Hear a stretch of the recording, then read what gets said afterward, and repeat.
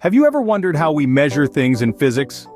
It's a fascinating topic that underpins our understanding of the physical world around us. Measurements in physics are fundamental.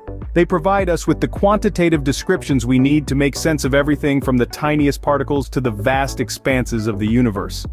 In our exploration today, we will be covering 6 key areas of measurement.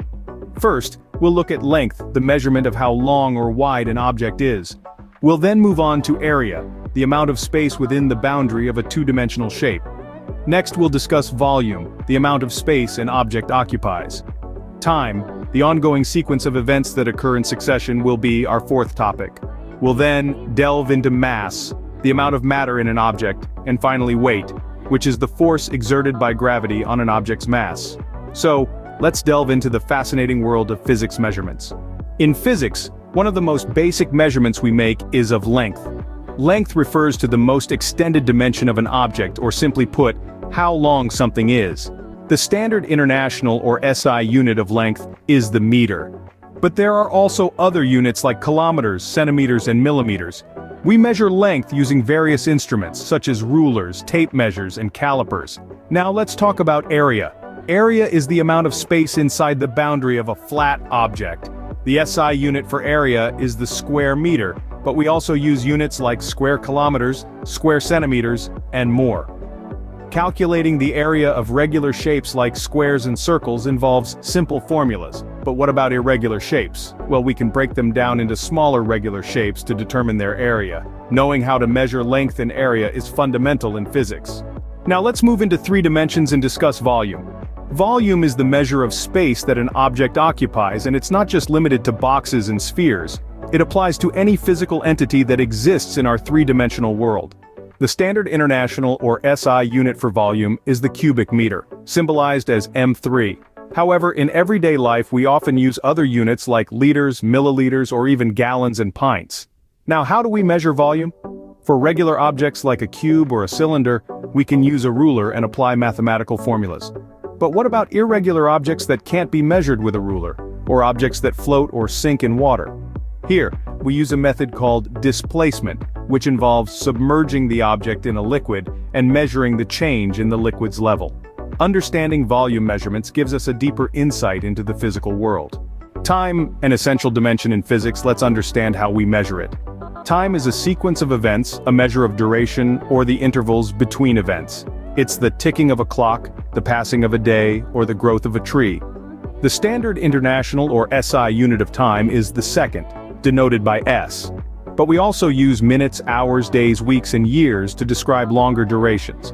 The instruments we use to measure time are as varied as the units. Clocks and watches, sundials, hourglasses, and even atomic clocks all serve this purpose. And while each has its unique method, they all track the steady rhythm of time's passage. Converting units of time is also straightforward. 60 seconds make a minute, 60 minutes an hour, and 24 hours a day. It's a simple multiplication or division process. Time measurements are crucial in many areas of physics. Let's now shift our focus to the measurements of mass and weight. Mass, in the realm of physics, refers to the amount of matter an object contains.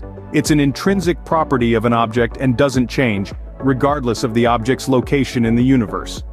The standard international or SI unit of mass is the kilogram, but other units such as grams, milligrams, and tons are also commonly used. To measure mass, we use instruments like the balance scale, the spring scale, or even more advanced equipment like mass spectrometers in scientific research. Moving on, let's talk about weight. Weight is the force exerted by gravity on an object. Unlike mass, weight varies depending on where in the universe the object is.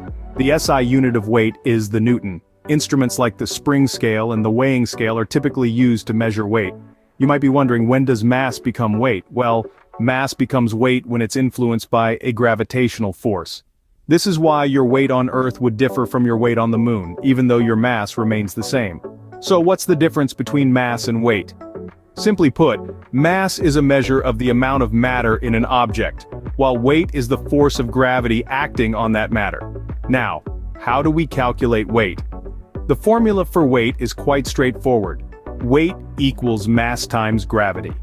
If you know an object's mass and the acceleration due to gravity at its location, you can easily calculate its weight.